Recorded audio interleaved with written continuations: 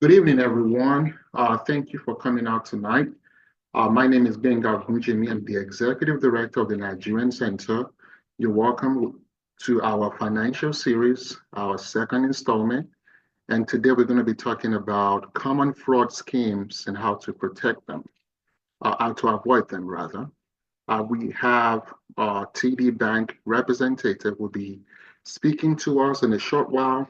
We also have a local entrepreneur that would I will be bringing on shortly to just share a few words with us about financial best practices and wisdom as a financial professional. And then it will be bringing on our wonderful presenter and speaker tonight. Before we do those, I want to give a little bit of information to those who might just be joining and want to know more about Nigerian Center. And I'll be doing just about now. Um, so Nigerian Center, I want to play a very short video just to further tell you more about the work that we do here at the Nigerian Center.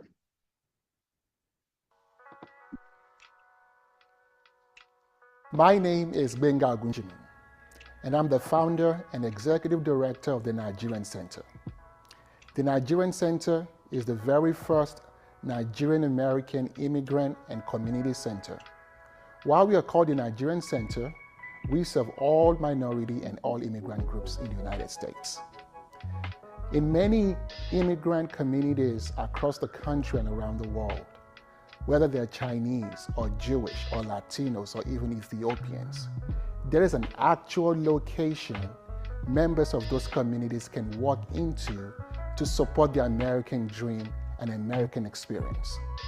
While the Nigerian community individually has prospered, we now have an opportunity as a community to have our own Nigerian Center. I am most excited to be a part of the Nigerian Center because we are a resource hub. And we know that while a lot of Nigerians we may know come into the country and they have a connection here or there is a huge population that don't have access. I can speak to thinking about maybe 30, 40 years ago when my parents came to the country. And while my dad came to the country through education, my mom came through a lottery. And when she got here, she had to go do things the regular way. You know, she came in New York, hustled, worked at McDonald's for like 2 weeks. And from McDonald's, she started getting, other menial jobs before she was able to meet my dad. They got married, they had children. My mom didn't go back to school until she was like 40 to finally start her career.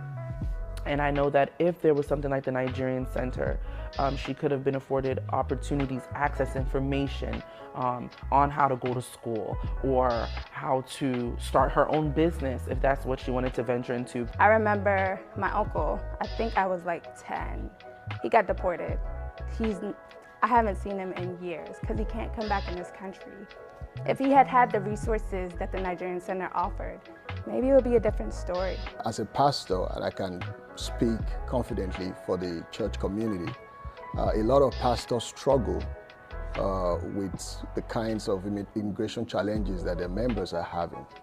And sometimes when we pastors meet, we joke about the fact that there's this thing that is, the don't ask, don't tell kind of thing. A principle that most Nigerians are engaging in. They don't tell you what they are going through. Some of them are dying in silence.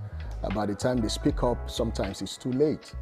And I know that as a pastor, I could have, the Nigerian Center will have come handy in helping people to know what is right, having the right information, speak to the right attorney, have right representation in court, and just to make the journey easier and smoother in the United States. People come here from different paths, and for the same main reason is to get a better life, a better situation for their family. So there are numerous ways, there are numerous paths to the United States and to citizenship.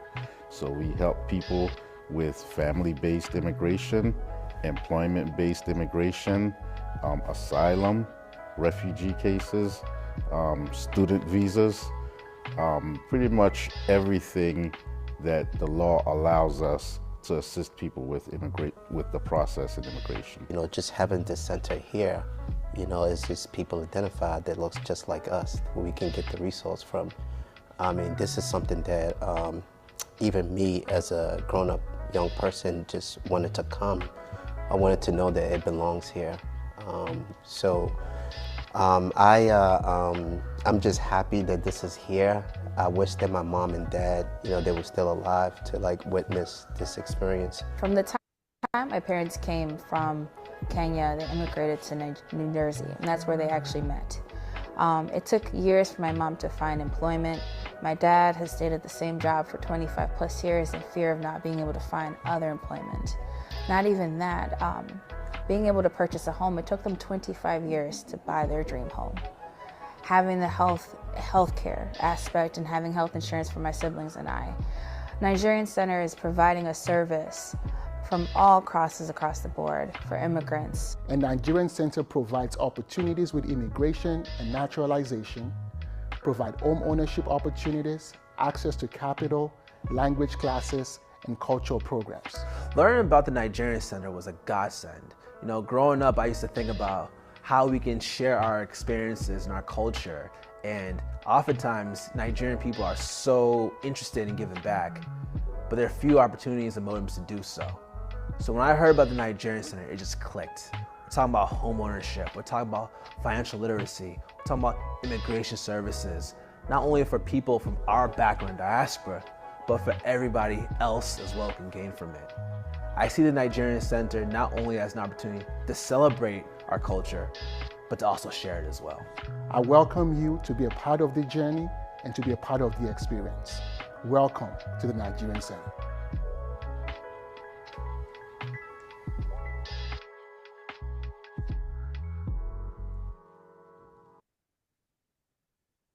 Okay, I want to talk quickly about our upcoming events that we have.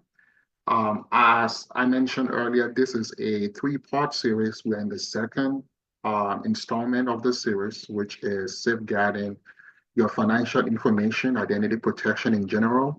The next class will be on November 19th, same platform Zoom at 6 p.m. And then we're going to be talking about credit awareness, building and managing credit. I should mention, this would not be the end of our engagement with TD Bank.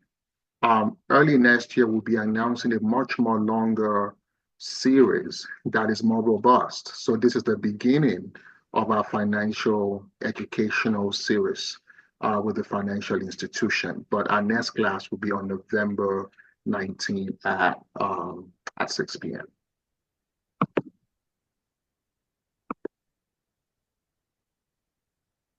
I just want to highlight folks that are also co-hosts, my co-speakers. Please help me and admit people as you see them in the waiting room. Okay, let's move forward. Every Thursday, for those in the Washington, D.C. metro area, we do a walk-in immigration clinic. There's no appointment required. You can just walk into our office. As you might have heard, we've moved offices. We are now in the Capitol Hill area. And the address is 700 Pennsylvania Avenue Southeast. For those who are not in the Washington, D.C. area, there is a virtual option that is not limited to Thursdays. You can call our hotline, 1-800 number our offices. The information will be coming to you shortly to schedule a virtual appointment. There is a small fee of $85 to speak to our attorneys over the phone, but the services are free if you're able to walk in at the Nigerian Center. If you cannot afford the virtual fee for any reasons, you can let us know. There are financial opportunities available as well to cover such a cost. We do taxes at the Nigerian Center, and our taxes is now all year round. At this time, we are prioritizing those who are in the Washington, D.C. metro area. We can walk into our offices to file their taxes, and this is not limited to previous year taxes. If you have back taxes of multiple years, as long as you meet the requirement, you are able to come in into the center and get services for free at no cost to you.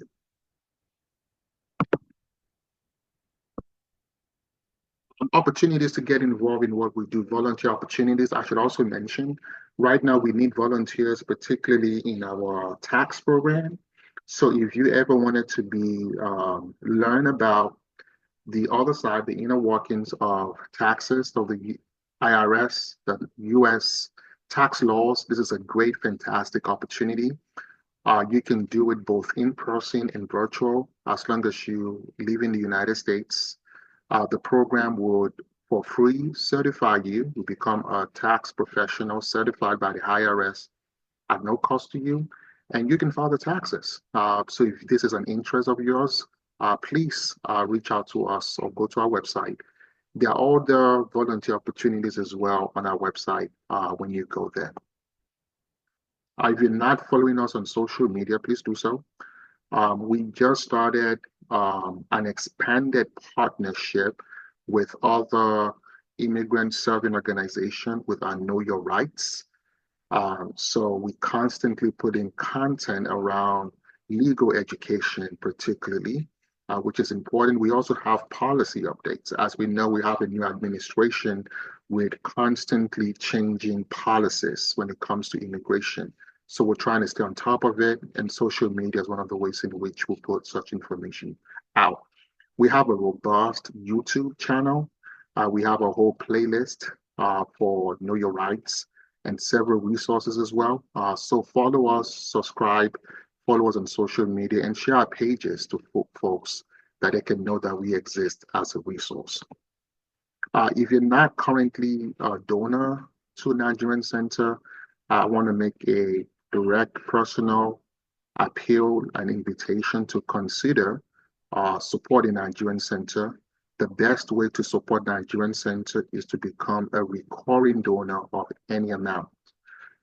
When people hear donor or recurring donor, it could be $1. It comes down to $12 a year. It could be $5 a month, you know. So whatever it is, it makes a great long way as an organization like ours to be able to count on your donation. If you're not yet supporting us, we have 501c3 donations to the Nigerian Center are tax deductible. As you might know, we have this wonderful partnership with TD Bank called TD Bank's Affinity Program. If you have a bank account with TD Bank, call your branch, let them know that you want to support an affinity partner, which is Nigerian Center. They're going to ask you for our affinity code. It's on the screen. It is AJ486, and TD Bank, at no cost to you, will make a donation to us. If you do not have a bank account, even better, and you want to have a new bank account at TD Bank, in the process of opening your bank account, let them know that you want this account you're opening to benefit Nigerian Center. Again, they would ask you for your code, our code, which is AJ486. Again, TD Bank would make a financial donation at no cost to you to the Nigerian Center. So this is such a wonderful opportunity to support us without even having to have no cost to you. And then TD Bank will do just that. We have something similar, which is a roundup program with Walmart that we just announced. If you shop on Walmart.com, at this time it is not at the physical store. It's online. So if you shop on Amazon, if you shop on this, but in this case, Walmart. So this is the process. The website is walmart.com/sparkgood. Once you sign into the Walmart account, you can search for your local charity and you can type our name, Nigerian Center. We have an incorporated abbreviation to our name, so it's Nigerian Center Inc., but Nigerian Center should come up. You can select the charity. Once you shop at Walmart, you can round up your donation. A couple of cents, they add up, and Walmart will make a donation to the Nigerian Center. Technically, you are the one giving us this money. They're not matching it. You're just giving it through your shopping at Walmart. So that is all about the Nigerian Center. At this moment, I have the great honor to introduce our very first speaker to speak to us briefly, Mr. Ayomide Ibrahim, an ambassador for us at the Nigerian Center and a financial advisor and educator in our community. Mr. Ayobide, could you please come speak to us briefly about why this class is important, financial wisdom nugget you want to drop with us before you introduce our next speaker? And let me see if I need to unmute you. No. Yeah, I'm ready, ready to speak. How are you, everybody? It's good to be here. And yes, Mr. Benga, thank you for this opportunity to come speak to Nigerian Center again. I mean, I'm Nigerian Center, just like you. And to every of our participants, including our speaker today, welcome, welcome. Yes, this is a center you want to be more than affiliated with. We've heard from the founder of the center what Nigerian Center is all about, and the easiest way I can say it is that you are Nigerian Center is you. If you find yourself in a country like we all are right here in the United States, my volume is low. Can you hear me? You can hear me, yeah.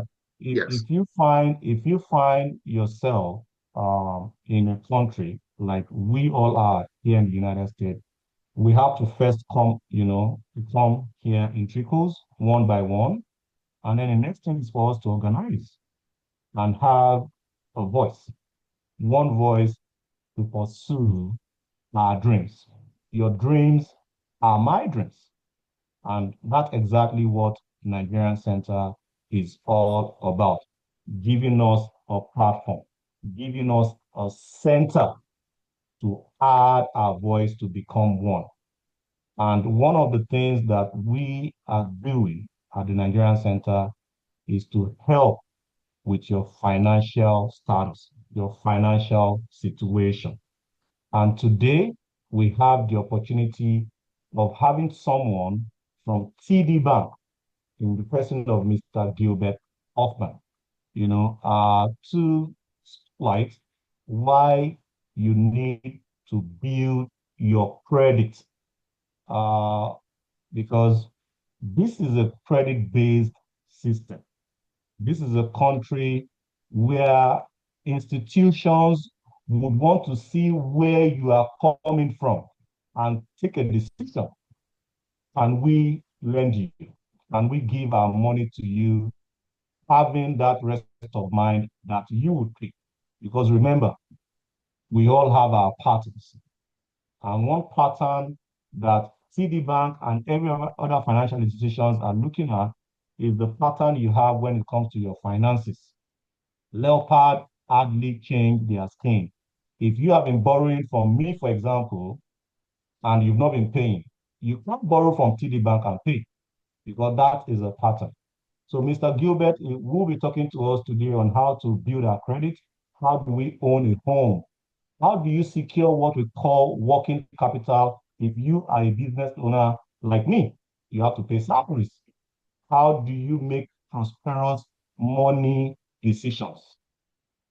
It is very, very easy to make money, but it is hard to spend, and it takes decision. Having said that, I am glad and I'm super excited that we are doing this with TD Bank, that is an immigrant like you. When I came to this country in 2017, I went to over 4 banks. None of them would take me in until I got to TD. I opened my bank account in TD without an item. And today I can tell you that TD Bank will do that to every immigrant, because TD Bank is an immigrant like you that came in from Toronto, Dominion, Canada. And today is saying, I am America's most convenient bank. Interesting. An immigrant came from another country, and today he said, if you live in America, you say American citizen, America's most convenient bank, which is as long as you live in America, we can make life convenient for you. They made life convenient for me. They make life convenient for my business. So it is beyond coincidence that TD Bank is doing this today. It is because you share the same faith with TD Bank. TD Bank understands you. So if you are here today, you don't have a bank account, don't even think twice. TD Bank is your bank. And if you have a bank account and you are thinking of having another bank account, TD Bank is your bank. Mr. Gilbert, thank you so much for coming to speak to us today. And I will just go ahead and say a little that I know about you. And I hope I can know more. Mr. Gilbert Hoffman has enjoyed a successful career in banking and financial services for over 20 years. He particularly enjoys working with clients to impart his experience and insight, which assist them in improving their financial circumstances. As the dedicated community banker in the DMV area, Gilbert works closely with business owners, especially small business owners, churches, and non-for-profit organizations, and also schools, to develop meaningful relationships and implement banking products and initiatives. Thank you, Mr. Hoffman. And before I let you speak, I just want to say to everyone listening today, the institutions we have in this country are there to work for you. And if there's anyone that I can trust, that I can refer, is TD Bank. Mr. Gilbert, thank you for coming here to speak to us today. The mic is yours. Wow is my first word. Thank you, Brother Ibrahim. Can everyone hear me today? Fantastic. Brother Ibrahim, thank you so very, very much for that rousing introduction. I'm really humbled by the words that you've said about TD Bank. Thank you for that endorsement. I'm proud to say that I am employed and a member of TD Bank, and we do indeed pride ourselves on making banking convenient for everyone. I will tell you that there are a handful of our store locations that are open Monday through Sunday. I work at the location in the Anacostia community, and we're open 7 days a week, Sunday included. So that is just one sign that we are committed to being there for the community and being available and making banking as easy and convenient as possible. So thank you once again. Thank you, Brother Benga, for the opportunity to lead our second session today. And our session is going to primarily be around identity theft protection, which is very, very, very key in our community. We have probably the highest in this country, the highest rate of identity theft that anyone has seen. There are various types of identity theft that take place, and we're going to review some of those things. I promise you, in respect of everyone's time, that I will hit on all of the pertinent information and all of the pertinent points as we go along, and I will try not to be too long-winded. There's so much great information. I hope that everyone is taking notes. Before I get started, I do want to congratulate the Nigerian Center and Brother Benga. What you all are doing is incredible. We are honored and very, very pleased to just be a small part of the collaboration and the partnership that we're developing with the Nigerian Center. We stand here to support you all in what you're doing. We love that you are embracing all people, no matter where you come from, whether you're from the United States, any countries abroad. The resources that you're making available to all people is just tremendous. and I personally have not seen anything like what you all are doing at the Nigerian Center. So I'm pleased to be a part of it, and we thank you for this opportunity. Let me just jump right in. I want to tell you that I'd like for our session today to be interactive. When you have questions, I will try to address them if I can right at the moment. If not, if I don't know the answer, I always tell people that I will find the answer for you, and I will get that information to you by way of the Nigerian Center. There will be some pertinent information you may want to take notes on and write down some information. But again, we do have all of this information available through the Nigerian Center as we go. So let's jump right in. We're going to talk about identity theft protection. First of all, here are a few of the objectives and what we should expect during the session today. We're going Mr. to. Gill, sorry for interrupting. Your screen is not, your presentation is not on the screen yet. Okay, sir.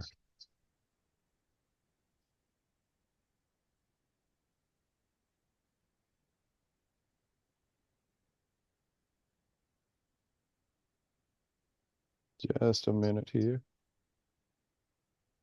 How am I doing now? Excellent. Excellent. We got it. Okay, perfect. My apologies. Thank you. Okay, so we're going to identify and learn about what identity protection is all about.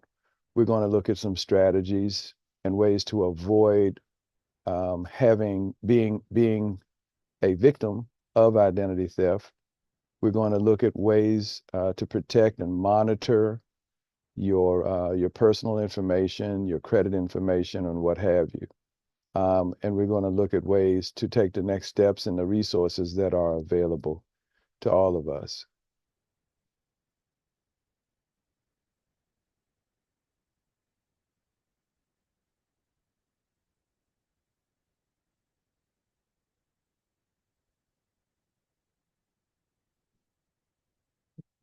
Bear with me here. I'm trying to move forward in the slideshow.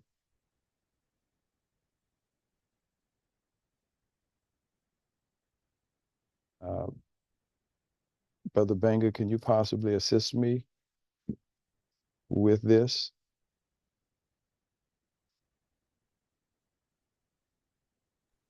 Okay, let's see.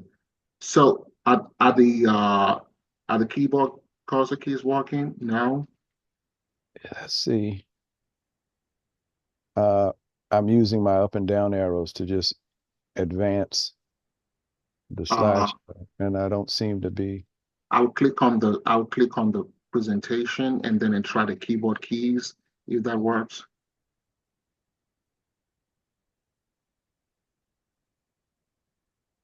Okay, we can see it moving now. Perfect, perfect. Frequently asked questions are, what is identity theft and what can I do about it? What steps can I take? I think I may be at risk for identity theft. What can I do? What do I look for in my credit report? How do I dispute inaccurate information? Where can I get help and information? So we're going to cover some of these things as we go along, or most of these things as we go along. Everyone either has had a personal experience or knows someone who has had an experience with identity theft protection. That's why we should be interested in learning about it, because we can avoid a lot of the pitfalls and we can avoid a lot of the hazards that take place when our information gets exposed and gets into the wrong hands. So we asked the question, what is identity theft? Identity theft is when someone uses your personal or your financial information without your permission. Remember, this is unauthorized use of your information. They might steal your name, your address, your credit card information, Most of us that have a bank account have a debit card that is linked directly to our account. They steal that information. They get account numbers information. They get your Social Security number or your medical insurance accounts as well. Bear with me just a second here.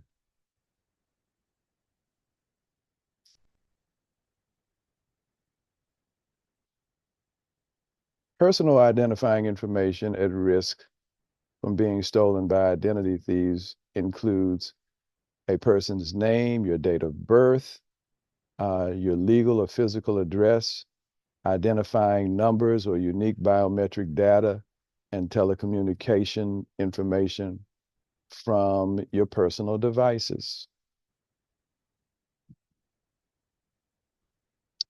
Scams.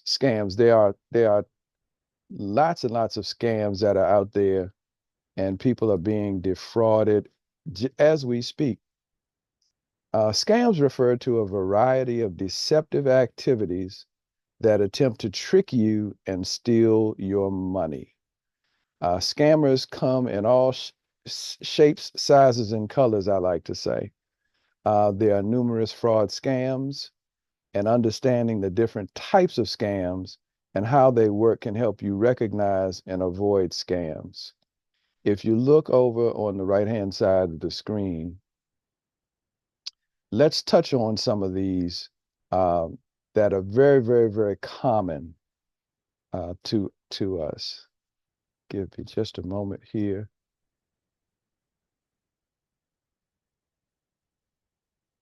Common to all scams is fear and a sense of urgency to make scams feel like real emergencies. Imposter scams use the identity of someone you trust to convince you to share information or money. I'm going to share with you a personal situation that happened to me. Actually, it happened to my father. My father got an urgent call from someone who said that they were an attorney. They were calling on behalf of my nephew, who had gotten himself into trouble and he had gotten arrested, and he was at a police station, and an attorney was representing him and was calling him to tell my father that he needed to send money right away to put up to post bail so that my nephew could be released from jail. And this is a story that my father shared with me. My father, in a panic, was taken by surprise, and he almost sent money to a destination that this imposter, this scammer, had given him. When he realized he never spoke to my nephew. So when he asked to speak to my nephew, the supposed lawyer told him that, well, he wasn't able to speak to my nephew at the time, and just send the money. It was an urgent matter, and fortunately, my father had a second thought and ended up not sending the money. But that's a personal, real life story that I can share with you that really, really hit home for me. Let's take a look at some of these that are listed. There are debt collection scams. They work to collect payment for debt that you don't even owe or that has already been paid. Mail and email fraud. This is a huge one. This is huge, particularly when it comes to emails. They often will send you what looks to be an official correspondence, and they'll ask for your personal information or money. They tell you that you are a prize winner, you've won the lottery, and these scams are calls or letters that congratulate you. You've just won $1 million. And what they want to do is they want to have you first send them money in order for you to be given your prize money. Do not, please, do not fall for these types of scams. Oftentimes we use the cliche that if it doesn't feel right in your gut, then there's usually something that's wrong with it. There's also wire or money transfer fraud. And these are often imposter scams, and they'll ask you to transfer money with a false promise of helping someone or receiving an online product. Here's one that a lot of people don't think about, but we all are susceptible to it almost on a daily basis. And that is the skimming scam. Skimming is when a device, it's an electronic device, and it's installed by an identity thief that collects your debit or your credit card information at an ATM, a checkout counter. Skimmers are oftentimes placed on the gasoline pumps when you're getting gasoline for your automobile. And unless you're very, very careful, these skimmers will capture your information, and scammers will use that debit card information to later on commit some sort of scam, some sort of fraud against you. So I would tell you, please, please be very, very careful and mindful as you're using your debit card, whether it's at the ATM, whether it's to make a purchase of gasoline, or even sometimes at a checkout counter in stores. The last one I'm going to touch on is phishing, and that's an email scam that attempts to get you to share any personal data. You have to remember, with the technology that we have today, with artificial intelligence, with AI technology getting more and more sophisticated and more improved, it can be very difficult to tell what's real from what's not real these days. But we're going to touch on ways that you can protect yourself and prevent some things from happening. What specific actions can you take to protect yourself at the ATM, online, at home, and out and about? Here are some basic fundamental practices that are very simple, but they make a profound difference for a lot of people in helping you to protect yourself. Number one, don't share numbers or passwords for accounts, credit cards, or Social Security.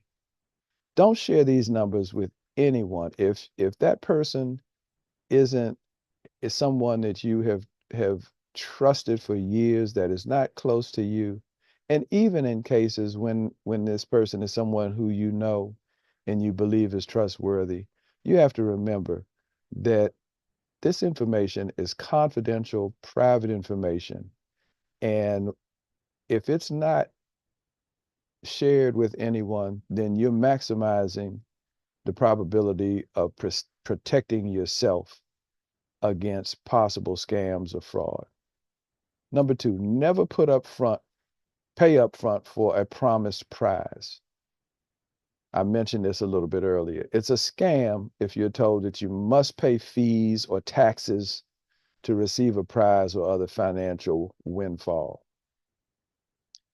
And just remember this rule: if it's too good to be true, it probably is. I tell people, if it's too good to be true, it absolutely is too good to be true.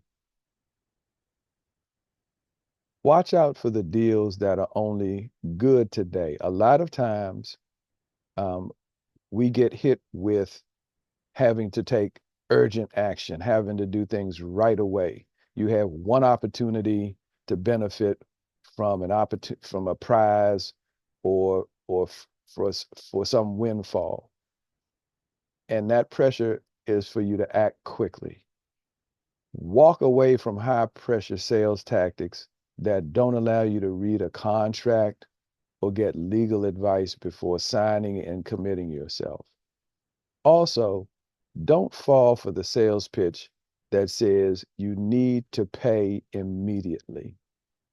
For example, by wiring money or sending money by way of a courier.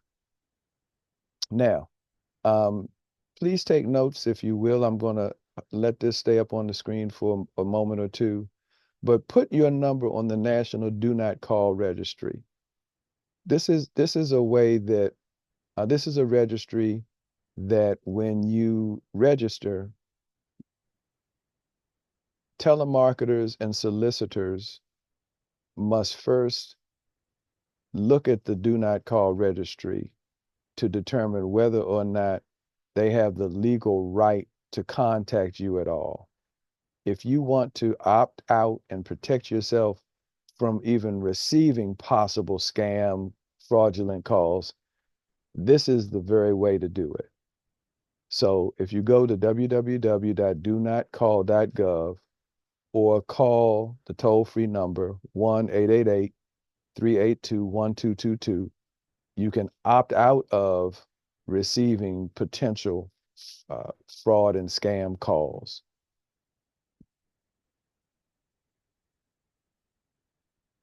And the last one that I want to mention is to monitor your bank and credit card statements for accuracy. Check your credit report regularly and report any errors immediately. I personally look at my bank account on a daily basis. I probably look at my bank accounts more than once a day because things happen. There can be some inaccuracies, and we don't want time to pass where we probably have something that'll take place that will affect our bank account in an adverse way, and we haven't nipped it in the bud before it possibly makes things get worse.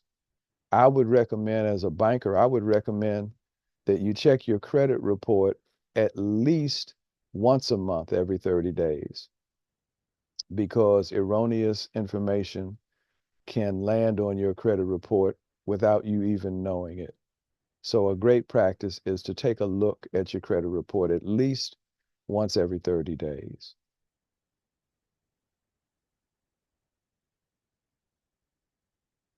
Protect yourself online. Use privacy settings in apps, websites, and on social media to protect your information. Ask yourself, what information do you want to share? And what information don't you want to share? Add antivirus protection to all of your devices, your tablets, your laptops, your desktop computers, your telephone devices. Very, very important. You'll avoid malware, viruses, and you'll receive security alerts to let you know when something does happen. Beware of using unsecure Wi-Fi networks.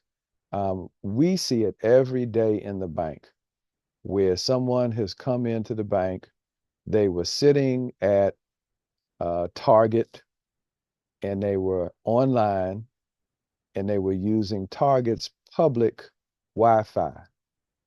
Well, you've just exposed yourself to scammers and fraudsters getting access to any of the information that is available online concerning yourself. Because you have to remember, when you're on public Wi-Fi, no password or no login is required. It's totally unsecured.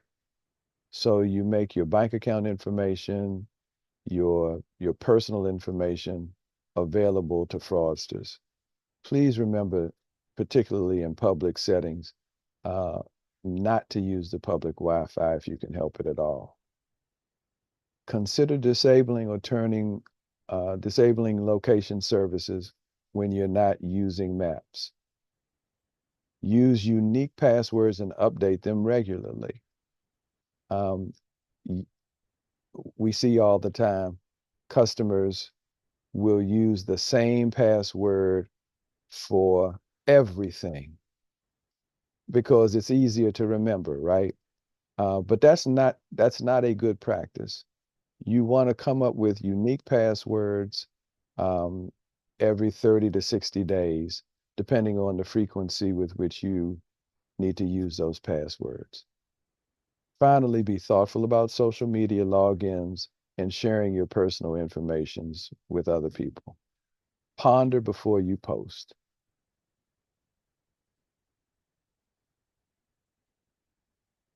Next, we're looking at monitoring your financial activity and credit report. Keep an eye out for identity theft by reading your statements from credit card companies or financial institutions and checking your credit reports for suspicious activity. Like I said, you want to monitor your credit and you want to look at that credit report at least every 30 days for changes or erroneous information that could be there. How many of you have checked your credit report? You may want to take this information down. I'll leave it up for just a few minutes. But again, we're going to make all this information available through the Nigerian Center, and you'll have access to it. But let me just mention a few things very quickly. You can go to www.annualcreditreport.com, and you are entitled to a free copy of your credit report on an annual basis.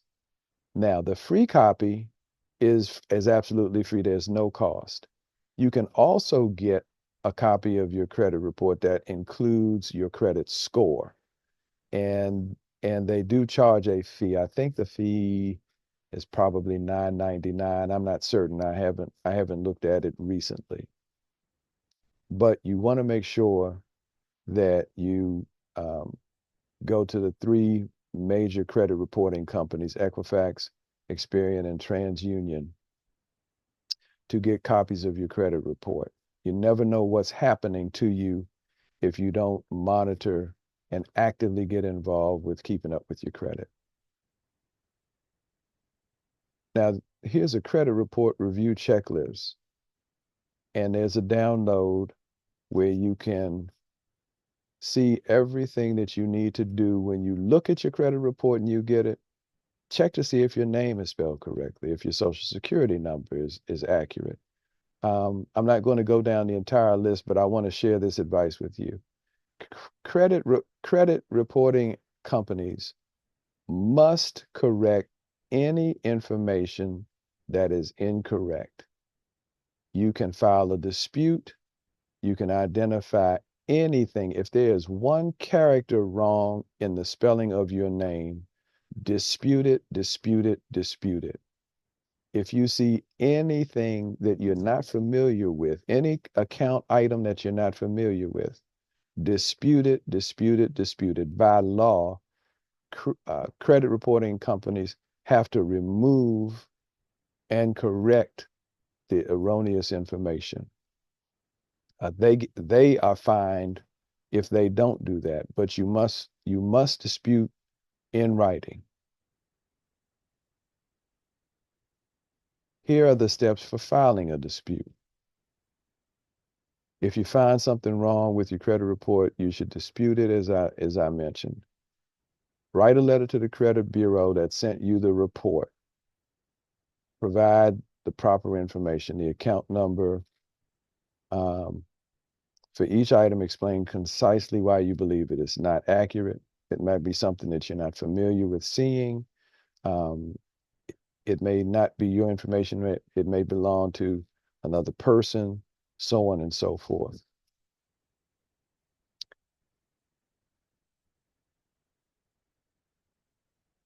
There are many kinds of identity theft and fraud and security breaches. What do I do if I think I've been a victim of identity theft? First of all, don't panic, stay calm, but take action. Contact your bank immediately. Review your credit report. identify and address any accounts that have been affected. Contact the credit bureaus. They can do a security freeze. They can put fraud alerts on your credit report and make sure that you file a dispute. And again, use a credit monitoring service.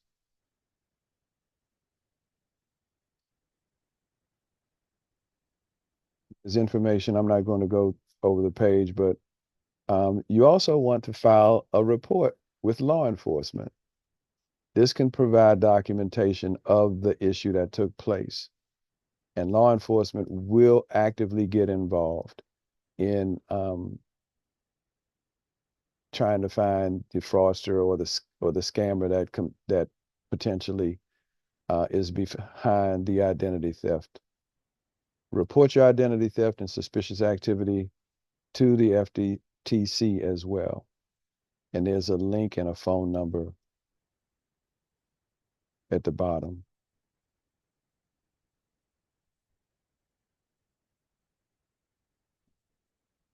To report possible fraud and discuss next steps, contact the 3 nationwide credit reporting companies below. And again, there's their information. You've got Equifax Alerts, Experian Fraud Center, and TransUnion, and their information, phone numbers and addresses. What I want to emphasize is that we have to be more actively involved. One thing that we experience every day in the bank is people come in quite frequently and they've had some sort of fraud take place, some sort of scam that has taken place. And as soon as we ask them, well, do you monitor your credit? Well, no, I don't really monitor my credit. I don't have that much credit. It doesn't matter the amount of credit that you have, whether it's lines of credit or credit cards. What matters is that you get actively involved. You've got skin in the game. This is your personal information. Mistakes on your credit report can cost you literally thousands of dollars. When you go to make a loan, you go to borrow money, whether it's to purchase a home, purchase an automobile, and you find that some fraud has taken place because you didn't monitor your credit. I've seen people not be in a position to be able to get an apartment or buy that vehicle that they need to replace, a vehicle that they no longer can use. Even in the home purchasing process, you've got to get out in front of your credit. It's critically important. Here are ways that you can kind of protect yourself. You can set fraud alerts. You can have fraud alerts put on your credit bureau file. And it requires creditors to verify your identity before opening a new account, issuing an additional card, or increasing the credit limit on an existing account based on your request.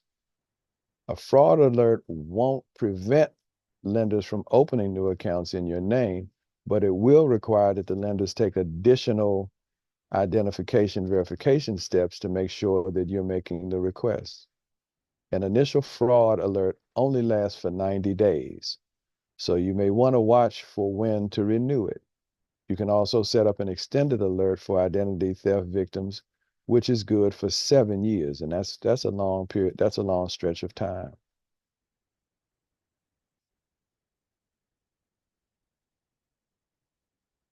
Scan personally identifiable information in credit applications, public records, and the web. These are just some steps that you can take to further protect yourself. So I'm going to kind of skip over a few things here. Here's a very important page, and I'm just going to take a moment. Our Learning Center is designed to empower you to discover the best ways to own your own home. Scan the QR below to access tools and tips covering a wide variety of personal finance topics whenever and wherever is convenient for you. So anyone who's listening in, if you want to take a moment please feel free to do so here.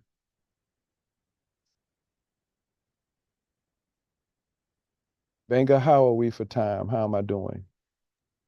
We're doing great. We're doing great. I think, do you want to start taking questions at this time? Yes, I would. Okay. Anyone who has questions, please feel free. Before we, okay, one second. I just want to highlight a few things in the chat box. Someone said I kept getting text messages, messaging scams that about toll debt owed. I went to the DMV to check if it was real or if it was a scam. It turns out it was a scam. And it was also put in the chat box that the donotcall.gov website is currently down due to government shutdown. I did not know that. That is an insightful information, and I'll be doing that myself. If you have questions, you can either put it in the chat box, you can put up your hand with the and up to, or if it's orderly enough, you can just unmute and ask your question. The madam I interrupted or interjected, my apologies. Please, you may proceed with your questions. Oh, no worries. Can everyone hear me? Yes. Yes. Okay, my name's Adora. Yeah, I have put that in the chat about, when you go down 200, Route 200, I was getting like text messages. They're saying like you owed $136 and to pay. So I actually went to the DMV and they said it's like a huge scam everyone's getting. So just beware of that.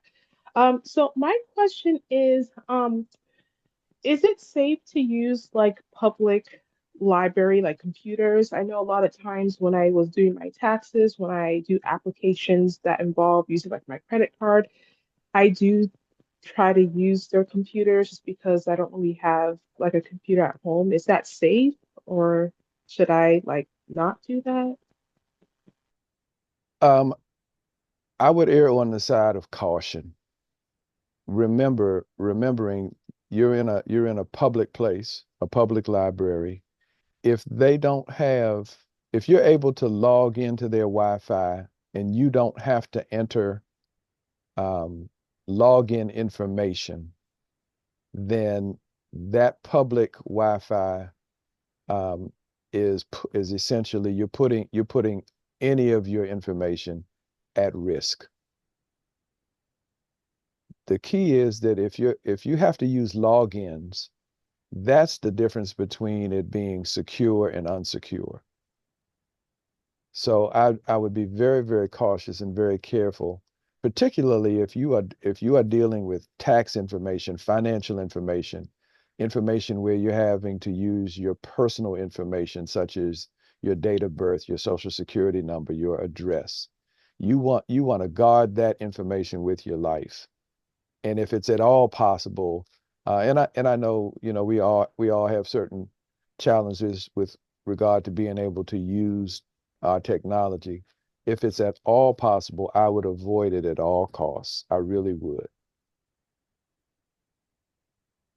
I hope that answers your question. Yeah, it does. I know at my library, I do have to use my own login to get on the computer, and I make sure everything's like erased and when I log out. But yeah, I'll definitely keep that in mind. I'll try to avoid it. But yeah, thank you Well, so good. much. Yeah, that makes me feel a Mhm. little better. Yeah. Good. Mhm.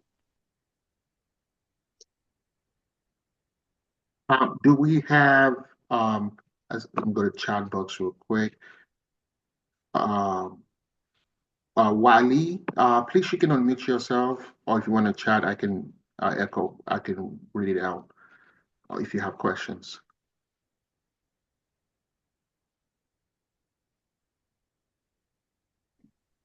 Yeah, good evening, everyone. Can you hear me? Yeah.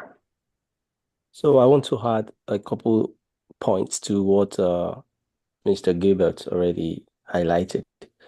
So regarding the Wi-Fi related signing, whenever you see a Wi-Fi and they requested for your email or your password, that's what we call it a captive portal. So that's captive portal, you essentially granted the public place or the owner of the Wi-Fi that, hey, you are you've been granted an authorization to use my data. For example, if there's some Wi-Fi jamming or some Wi-Fi attack on SSID of that particular Wi-Fi, so it's easy for the Wi-Fi owner to grab the information you are browsing. So essentially, I would not advise you to use any public library or public Wi-Fi to access your bank credentials. And also try to avoid, try to be conscious of what we call tailgating or shoulder surfing.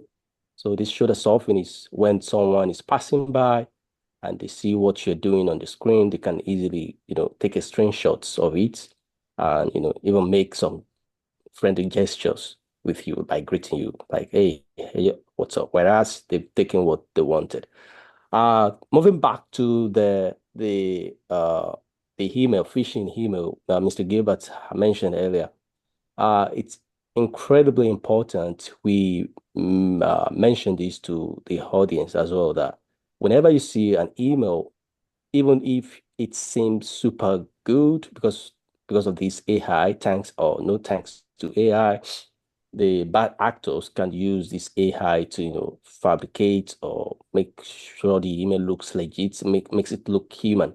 So whenever you see any links there, do not click on any link. Either you're sure or you're not sure. Try to hover on the link and you see where the URL leads to. Because some URL essentially, they don't have effects on your device immediately. Some could have like some key login, whereas whenever you click on the links, it starts capturing what you're typing. And from there's a C2 server that those things are being reported to. So in the long run, the bad actor can actually take your credentials remotely without even you noticing that. So through key login. Another point is you could install unknown malware to your device, either phones or laptops or whatever device you're using. So with that phishing, a huge cautious must be taken by not clicking on the link. You double check with the person. If you truly know the person, you can even call the person that's, hey, I received this email. Is it truly from you? Sometimes this bad actor, they use a legitimate username, UPN. We call it a user principal name. So this user principal name looks legitimate. For example, if it is DHL, they'll use DHL. But when you see the sender address, it's not from DHL. It's completely different from DHL. For example, the domain can be XYZ. It could be some DNA algorithms that could be, reporting to the command and control servers. So what I'm trying to mention here is that whenever you receive any email phishing or spear phishing or whatever types of suspicious looking email, double check, don't click on any links and report it directly to your bank, or you can, inform your bank. So in a nutshell, just don't click on any link, please. It's very, very important. Yeah. So that's it. Yeah. Thank you very much, Mr. Thank you Wale. very much. Yes, indeed, Brother Wale. Excellent information. I'm really happy the engagement that we have going on. Very, very good points. Thank you very, very much for sharing that. Yes, indeed. There's a question for you, Mr. Gilbert. How does one detect or identify scam devices at ATMs and gas pumps? Let me speak to the ATM first. Okay. When you go to put your card in, I've experienced this myself. When you go to insert your card to pay for gas, you'll notice sometimes, and sometimes it's very, very difficult to detect, but sometimes you'll notice that there's a looseness right at the lid where you're sliding your card into the gas pump, into the machine. Sometimes there's a covering that is put over top, right at the lip where you insert your card. And what it'll do is it'll make the writing that's on the gas pump kind of look faded, or not look new, look worn down. There are just a few telltale signs, but oftentimes it's just very difficult to detect. Usually, if that at the place where you're inserting your card, if it's loose there, um, don't take the chance. It'd be better for you to go inside if possible and perform the transaction inside instead of doing it at the pump. Same kind of thing at the ATM. Every morning we check our ATMs for skimming devices, and essentially we press the buttons, we press the keypad to make sure that nothing has been put on top of the keypad, and we also just check the lid to make sure that everything around it isn't tampered, isn't broken, isn't loose at all. Other than that, there's really not too much else that you can do. So is it a little bit secured when we tap on the gas pump, as opposed to inserting it in the device? Yes, tapping, if you have that ability, tapping is more secure. Thank you. Are the current chip-based debit credit cards also susceptible to skimming? Yes, chip-based are susceptible to skimming. The chip has cut down a great deal. I remember the days, many of us remember the days before the chip. But the chip has cut down on a lot of it. We still see it happening, but not as frequently.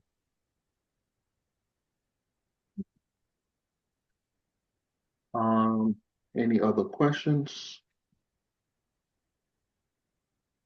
I think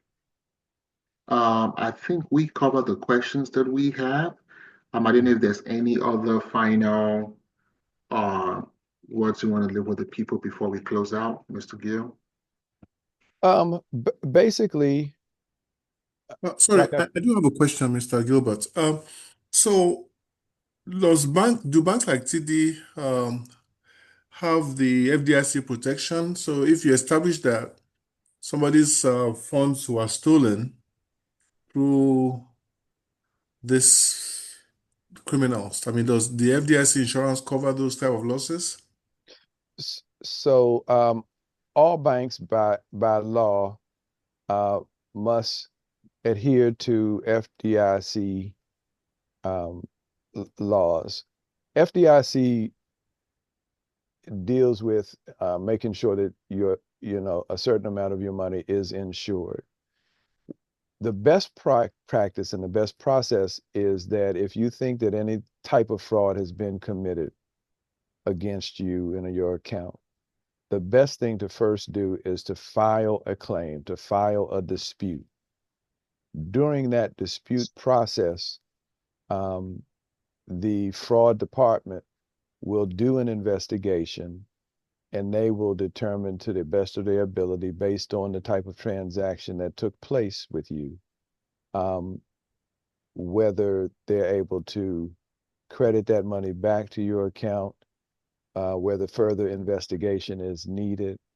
But to answer your question, all banks do have those FDIC protections in place. But you still need to go through a claims process. There's no guarantee that those funds are always returned if you file a claim, but banks do their very best to investigate for accuracy, and when you have been frauded, banks typically make you whole again. Thank you.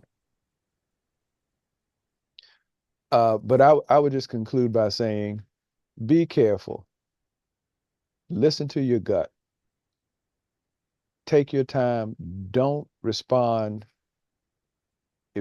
hastily if a fraudster, or if there's a situation where there's an urgency or someone is telling you to act immediately. Protect yourself. Use some common sense. Don't make personal information, don't make passwords, don't make confidential information, account numbers, PIN numbers. Don't make that information available to anyone if you can help it. That is your private information. And it's key that you protect yourself at all costs, particularly with the sophistication that is taking place with technology, AI, and the like. That's what I would tell you. Awesome. At this point, I want to say thank you, everyone, to our wonderful speakers, Mr. Gilbert, Mr. Ayomide Ibrahim. Thank you all for coming this evening, and we hope that you're able to join us on November 17, I believe, the last installment of this series, after which we'll be announcing a much more longer series, and we'll be in touch and love to say at this point, we are all released into greatness. Have a good one, everyone. Thank you very much. Thank you, everyone.